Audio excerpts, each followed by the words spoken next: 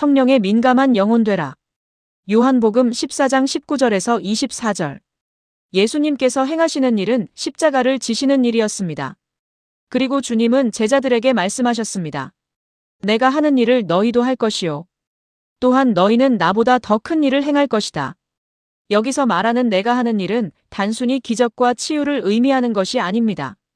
예수님께서 십자가를 지셨듯이 자기 십자가를 지고 자기를 부정하는 삶을 의미합니다. 좋은 믿음의 사람은 끝까지 자기를 부정하고 자기 십자가를 지고 예수님을 따라가는 사람입니다. 삶 가운데 예수를 믿기 때문에 어려움과 고난이 찾아올 수 있습니다. 그러나 믿음의 사람은 그것을 믿음의 눈으로 받아들입니다. 우리가 흔히 오해하는 것처럼 예수 믿으면 모든 것이 다 잘 된다는 식의 기복신앙은 위험합니다. 그렇게 착각하면 결국 혼자 시험에 들게 됩니다. 믿음의 사람은 모든 상황 속에서 하나님께서 합력하여 선을 이루시고 결국 하나님께서 영광을 받으실 것이라는 믿음을 가지는 사람입니다. 내가 하는 일을 너희도 할 것이다 라는 말씀은 결국 자기를 부정하고 자기 십자가를 지는 삶을 살게 된다는 의미입니다. 그리고 주님은 또 말씀하십니다. 너희는 더 큰 일을 행할 것이다. 이 말씀은 예수님보다 더 위대한 존재가 된다는 의미가 아닙니다. 예수님의 사역은 주로 팔레스타인 지역 안에서 이루어졌지만 성령이 임한 이후 제자들은 더 넓은 세계로 나아가게 됩니다. 제자들은 소아시아와 헬라와 로마까지 복음을 들고 나아갔고 사도 바울 역시 열방 가운데 복음을 전했습니다. 또한 하나님께서는 성경 서신들을 기록하게 하심으로 복음이 시대를 넘어 전 세계에 전파되게 하셨습니다. 이처럼 예수님보다 더 큰 일을 행하게 하신 분은 바로 성령님이십니다. 그러나 여기에는 전제 조건이 있습니다. 너희 가운데 성령이 임하면이라는 것입니다. 실제로 제자들의 인생의 분기점은 성령이 임했을 때였습니다. 성령이 임하지 않았을 때 제자들은 예수님을 부정하고 도망가고 배신했습니다.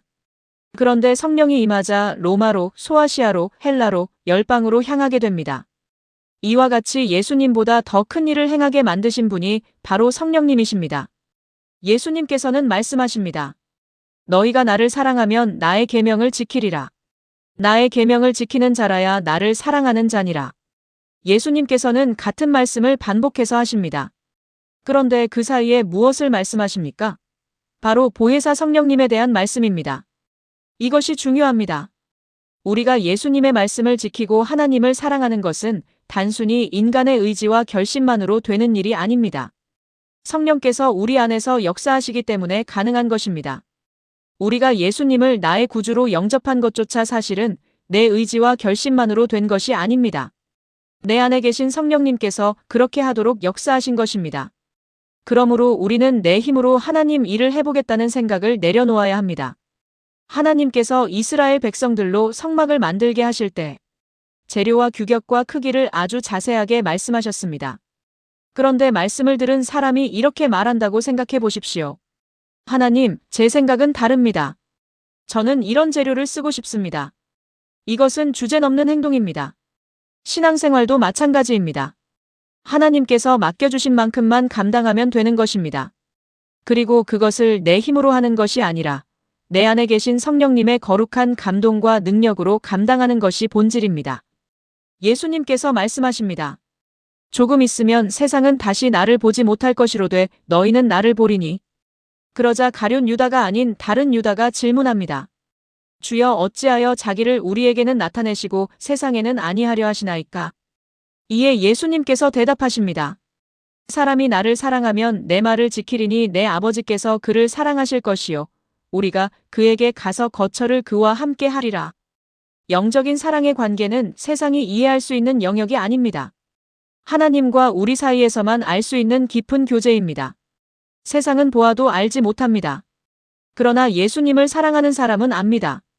말씀을 지키게 되고 하나님을 사랑하게 되며 하나님과 동행하게 됩니다. 이제 중요한 질문이 남습니다. 정말 우리는 성령님께서 내 안에 계시다는 사실을 의식하며 살아가고 있습니까? 내 안에 성령님이 계십니다. 이분이 나를 바라보고 계십니다. 이분이 내가 하는 말을 듣고 계십니다. 이런 의식을 가지고 살아가고 있습니까? 하루 동안 단 한 번이라도 내 안에 성령님이 계신다라는 생각을 했다면 그 사람은 성령님을 의식하며 산 것입니다. 그러나 그런 생각 없이 살았다면 의식하지 않고 살아간 것입니다. 손자가 긴 수염을 가진 할아버지에게 물었습니다. 할아버지, 주무실 때 그 수염을 이불 속에 넣고 주무세요? 아니면 밖으로 빼놓고 주무세요? 그때부터 할아버지는 혼란스러워졌습니다. 왜냐하면 평생 한 번도 그것을 의식해 본 적이 없었기 때문입니다. 내가 확인해보고 이야기해줄게. 할아버지가 주무시며 수염을 이불 속에 넣어보니 답답하고 밖으로 꺼내보니 춥고 결국 잠을 설쳤다는 이야기입니다. 이처럼 사람이 의식하지 않으면 자신이 어떻게 살아가는지도 모른 채 살아갑니다.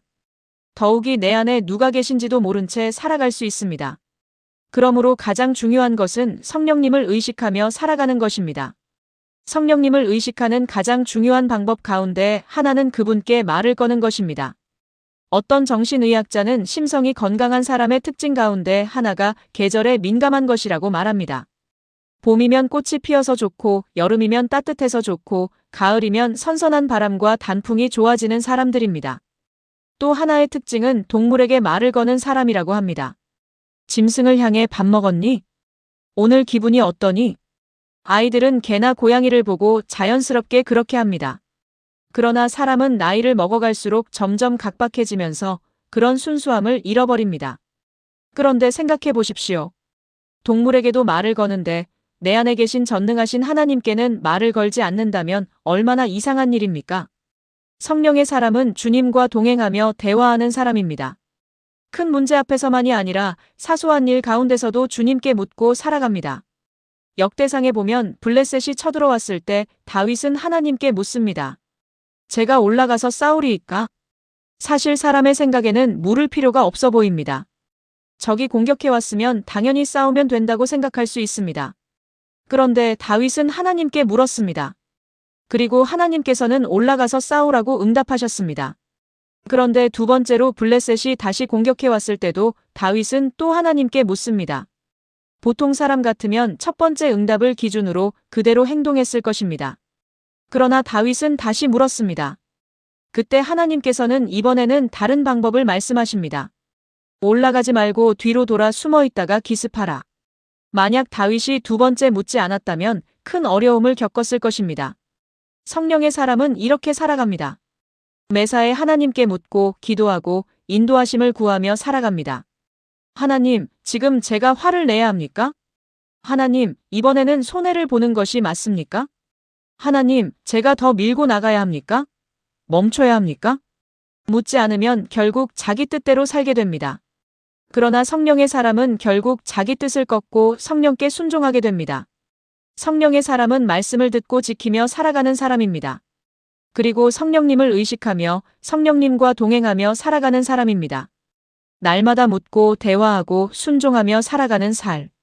그것이 성령의 민감한 영혼의 삶입니다.